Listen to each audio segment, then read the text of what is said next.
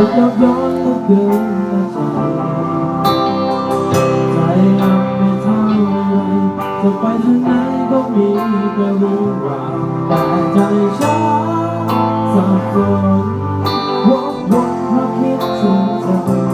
หมดความเพ้อทุกเธอทุกคำฉัน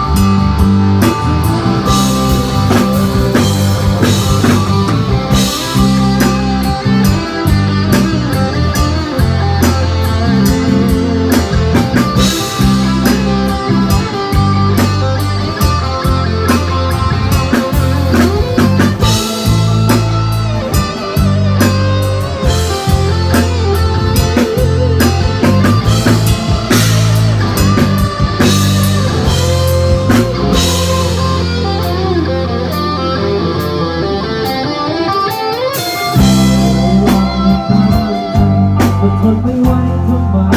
รู้เธอใจคนไม่เหมือนกันเกิดที่ทุกฉันมันไม่อดทนแต่สุดท้ายใจมันก็หายไปต้องอยู่เธอ